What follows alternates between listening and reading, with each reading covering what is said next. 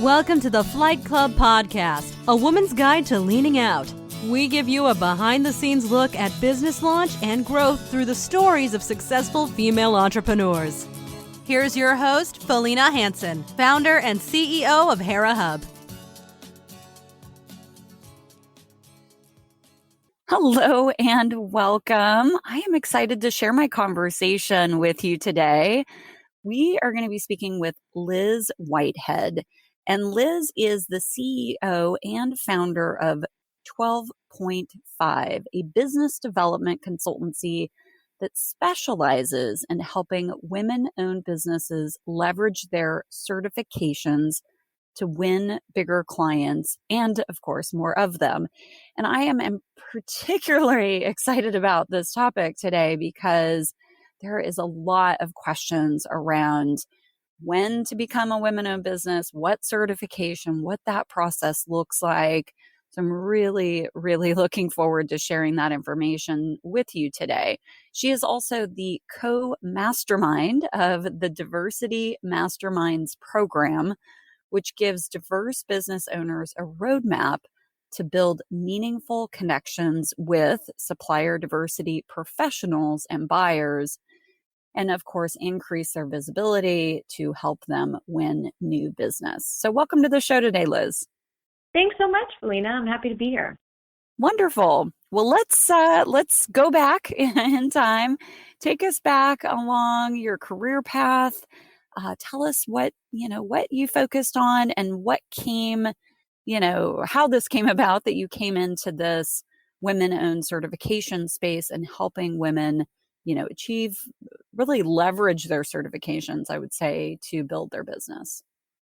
Absolutely. So looking back, it always feels linear, that one thing led to another. But at the time, it didn't necessarily feel that way. I would say my journey started in 2002. I was moving from Portland, Oregon, where I had my first job after college.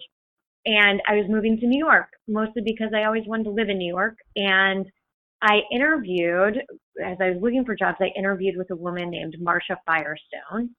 And at the time she said, I think, your experience sounds great. It's great to meet you, but I don't have anything that's relevant for you right now. We'll keep in touch. And so I said, okay, knowing that was part of the game. Well, I was moving across the country and she said, can you be in New York in a week? The person who had the position that became my position left unexpectedly. And so I moved to New York in a week and I lived on my brother's floor and then my cousin's closet.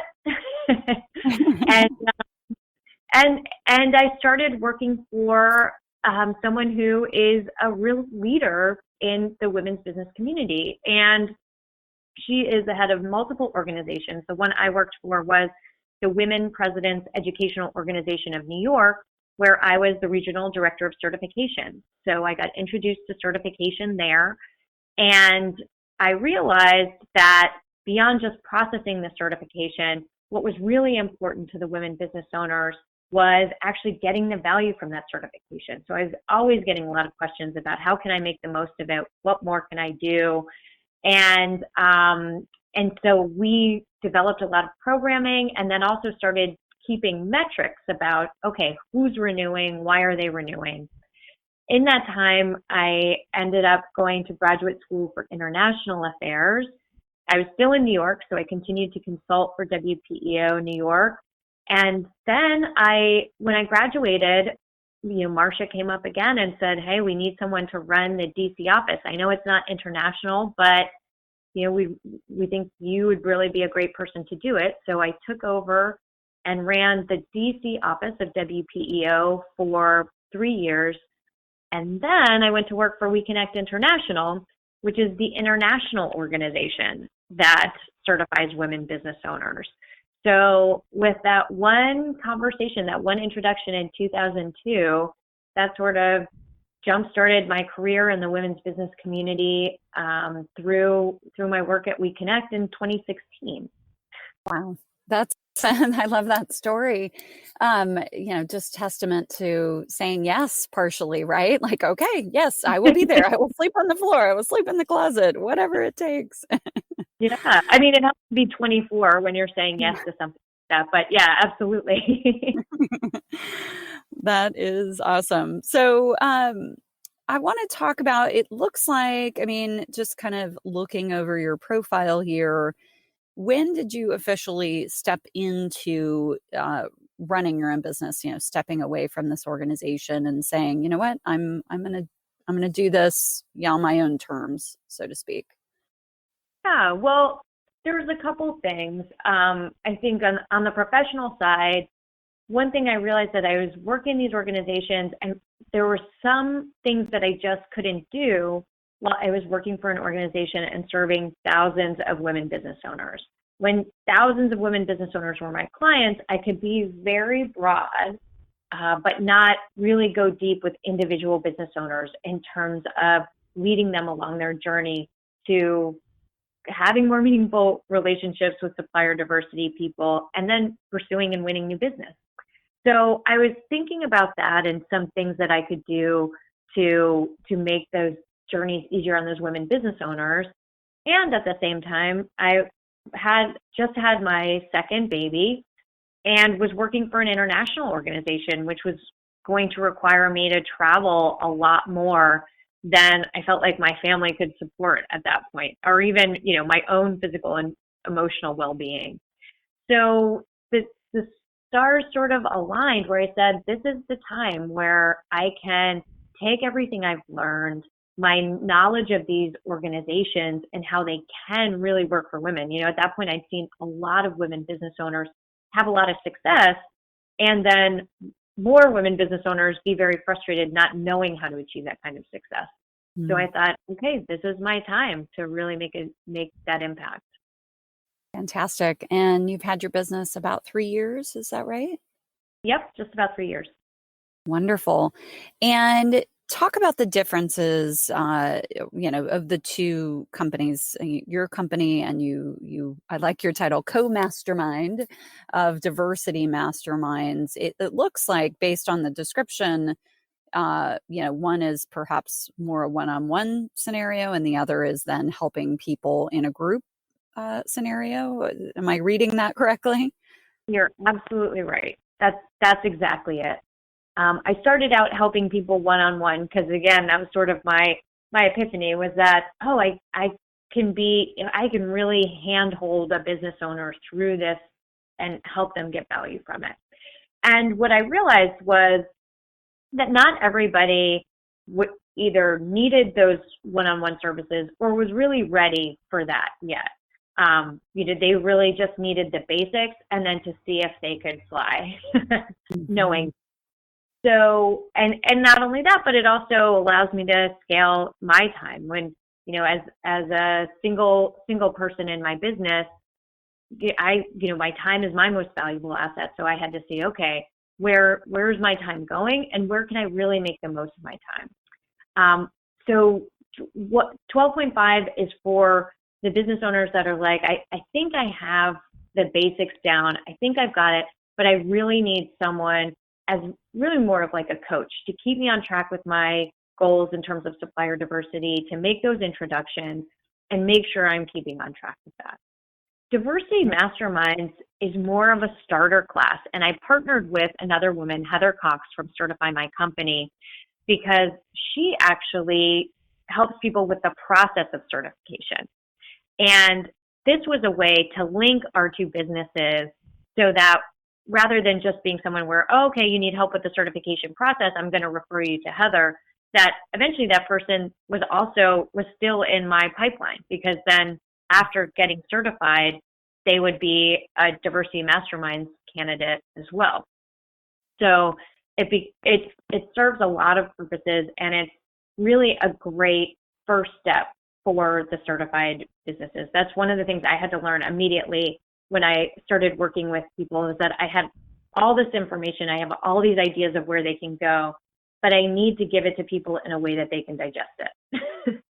Absolutely, because these people are also running their business at the same time, right? They're wearing 17 hats. So I want to ask you a question about the name of your business before we get into kind of the nuts and bolts and, certification 101 if we can. So how did you name your business? What is the meaning behind the name?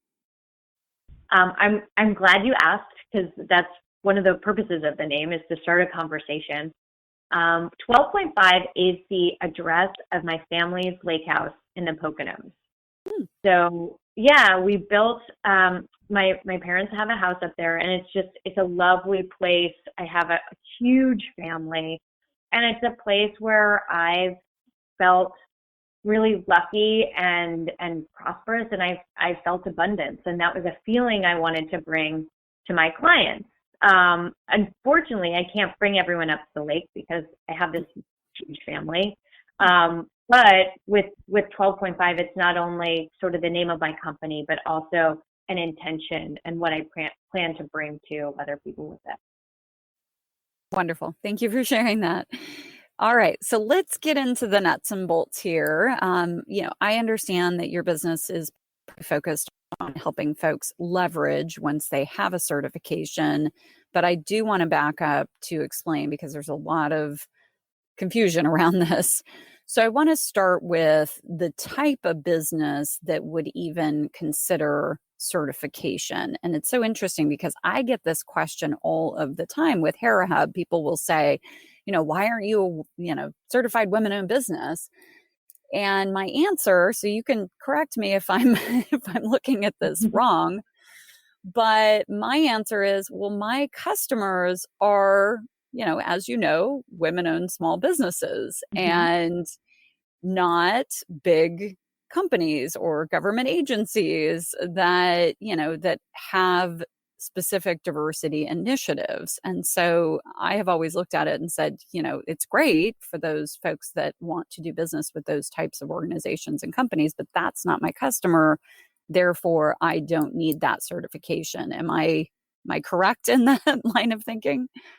Yeah, well, I think I would have said probably even 5 or 6 years ago that was absolutely right. That B2B companies selling a product or a service to another business, a major business enterprise, doing enterprise sales, that's really the benefit of the certification.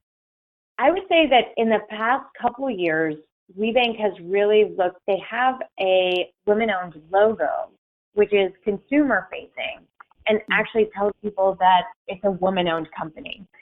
I think when it's a matter of branding, I think Hera Hub's branding is strong enough that you probably just like that it's woman-owned. And certainly your personal brand is pretty strong.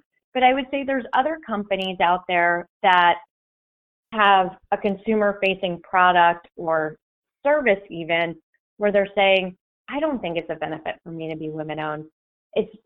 And they might not be looking at the other aspects of the network. For example, WeBank has a whole women-owned directory that's available for people, where you are marketing your products to women business owners and to the broader population of people that want to buy goods and services from women-owned companies. Because it's really hard. I really try, and I do it intentionally, and still it's difficult for me to find one place where it's all women-owned. I see. Yeah, no, that makes sense. So let's break down the certifications. You use the acronym WeBank. If people don't know what that is, which many may not, what does that stand for? And is that the only certification? It's a great question. So WeBank stands for Women's Business Enterprise National Council, and it is not the only certification out there by any means. WeBank, one reason that I recommend WeBank certification for women business owners is, one, it is national. It's accepted nationally. It's one of the most widely recognized certifications. And two, with the WeBank certification process, you can also get your women-owned small business or WOSB certification as part of that same process. The difference is WeBank is marketed to corporations, and you mentioned federal government agencies. WOSB is what federal government agencies look for. Got it. There are other certifications, though, and I would say this is where you really have to look at what are my clients looking for. For example, if you're doing business with a university in your home state, that university might say, well, I don't know about WeBank, but I do know about our state, our state certification or our city certification, and that's the one that we really look for. So it really depends on, I always say to start with your client first and then work backward from there. Yeah, absolutely. Just even asking what certifications are you looking for in a supplier? Exactly. Makes sense. Okay. And again, I could be wrong with this perception, Liz, but I've talked to so many people that will come in and they'll say, well, I'm looking at this particular certification and this guy wants to charge me, $20,000 to get this, some random thing I've never heard of. It seems like there might be kind of some scammy things going on in the market. Is that accurate? That's absolutely accurate. I've heard anything from, as you said, from like $5,000 to $20,000 to get certified. And the fact is, I would say for most of, for example, the people that work at Hera Hub, they can do it themselves. You do not need a professional to put it together. Like I said, I'm a solo entrepreneur, and I was able to get my documents together. I scanned them in and was able to do that. There is a fee that comes with the certification, which depends on where you're located and how big your company is, but it should not cost you thousands and thousands of dollars for you to upload those documents. There are services, I think, that are reputable that will help you with your paperwork. And even they, I talked about Heather Cox, my business partner, her company provides that service, but she would say, if you can do it yourself, do it yourself. The company she's looking for are people who have a complicated ownership structure. Maybe they own multiple businesses. And she's looking at it from the perspective of, let's make sure you know everything you need to know about the certification process, which is different than just running a legal business where a woman happens to be at the head of it. Yeah, thank you for bringing that up. The women I know in our community and beyond that have gone and received this WeBank certification said it was quite a bit of work, as they describe it. So, what does that mean? Well, how are they defining work? Because it sounds like you fill out a form, you upload it, you pay a fee, and you're good to go. Is it not that simple? It's probably not quite that simple. And again, it really depends on the size of your company and your personal bandwidth or your team's bandwidth to make it happen, just like anything else. It's a lot of paperwork. So they're going to ask for, you have to, I would say the most time consuming thing for me is the affidavit, which has to be notarized, right? Because I actually have to take that out of my office and go get it notarized. But then there's documentation like employee payroll. They're going to ask for your tax returns. And all of that is really to get a sense of what's going on in your company beyond just the person with the CEO title. One of the reasons it's so widely recognized is because the process is pretty rigorous. And they look at not just who's, the 51% owner, but who's operating, managing, and controlling this business. And are they doing it independently of companies that aren't certified or women-owned? Got it. And then you probably can't put a percentage or a number of any sort on this, but how valuable is this? I'm sure there's a lot of dependencies, again, going back to who your clients are, but, does this, obviously, I'm sure you've seen this, gives a leg up, so to speak, I'm sure in certain circumstances when you're in a bid situation, or talk about how that's looked at. Sure. I would say that it's as valuable as your time, energy, and resources to actually work the certification. So, if you get the certification and then you aren't able to, develop the relationships and meet the people and follow up in a consistent manner, then it's just not going to be that valuable. I would say it's been tremendously valuable for some of my clients, a couple of whom have been certified for over a decade. And when they finally realized, it's not just about, I'm going to meet this person and then they're going to introduce me to the person who's going to make decisions about my business, but that there's a whole network. I can go to a pitch competition. I can get a scholarship for an executive MBA program. I have access to a national network of women business owners that are very substantial companies that might buy my goods and services. Once you have a holistic view, then it becomes a lot more valuable. And what are we seeing, just broad trends, if you have a sense for this, of, we hear diversity, inclusion. I mean, there's so, rightfully so, there's so much focus on this in companies, as there should be. Are a lot of these companies, do they have, programs, supplier diversity programs, where they have, we always hear this word quota, which sometimes has a negative connotation to it. Are companies continuing to set quotas for a certain percentage of their business coming from diverse suppliers? Yes. I mean, I would say they wouldn't, the corporate members, federal agencies work a little differently because they actually have set-asides and percentages.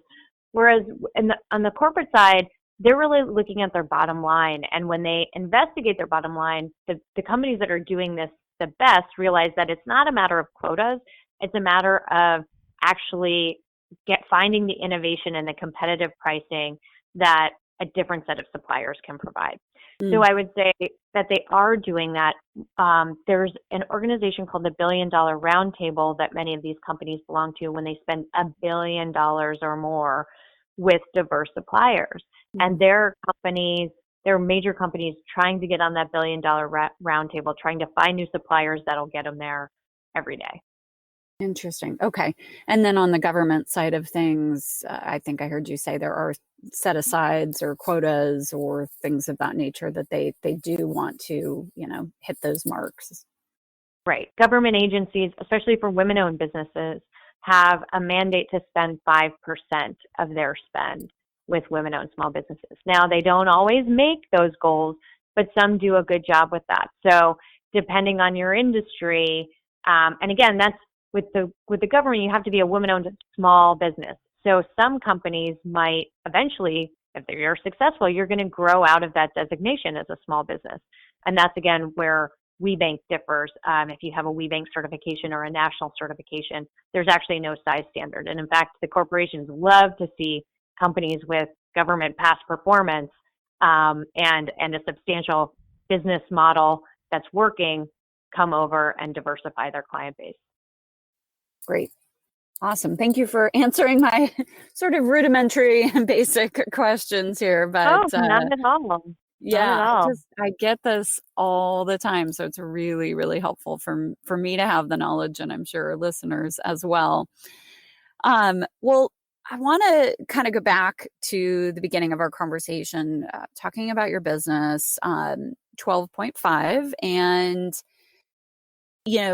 your positioning there is helping companies who have been through the certification now leverage that, helping them understand the lay of the land, how to, meet the right people, stay visible. Tell us maybe one story example of a client you've worked with that you're particularly proud of. Sure. I have a couple, but I'll stick to one, and that is a company in the DC area that had been doing a lot of federal government work and had been certified for many years, but hadn't, attended the events, but hadn't actually had a strategic plan for making it work for them. One of the things that WeBank offers at the national events are matchmaker meetings. So the corporations actually choose some of the women-owned business owners to meet with based on their procurement needs that are coming up. And this company, although they had been certified for many years and volunteered with the organization, had never actually had a matchmaker meeting. So when we just sort of tweaked the strategy and said, okay, let's focus in on these corporations that you want to do business with and feel like you can offer a solution to, let's actually ask them for a matchmaker meeting, tell them you're going to be there. And that completely changed the dynamic. And now they have matchmaker meetings at all of the national events, and they're pursuing and winning new business to the extent that I can, divulge it. with a couple of big clients that they didn't have access to otherwise. That's great. What industry is your client in? Marketing. Marketing. Great. Fantastic. Yeah. Thank you for sharing that. Well, I want to talk a little bit about what's on the horizon for your two businesses. Yeah. Well, what's on the horizon for 12PointFive is working with some bigger brands, some iconic brands in the women-owned business space. So I'm excited about that. And with Diversity Masterminds, we're adding new content all the time. As I mentioned at the very beginning, I want to be someone that offers not just a broad knowledge of what goes on and what you need to do, but also getting deep into the things that are going to help you bring your business to the next level.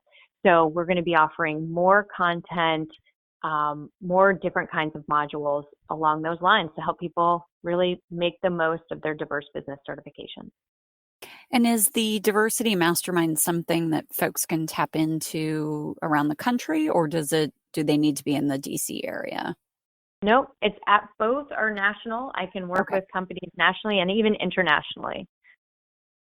Great. Sounds good. I've got a few folks here in San Diego that I will send your way. They're both exploring and will then, of course, need to leverage once they get their certification. So glad to hear that. Well, if our listeners want to get in touch with you, Liz, what's the best way for them to do that?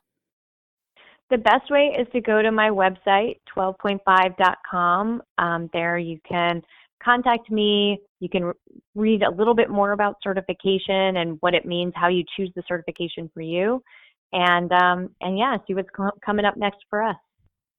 And just to clarify, the domain is the number 12, so 1, 2, and then all spelled out, point, POINT, and then 5, FIVE.com, just in case someone's listening and wants to Google it afterwards.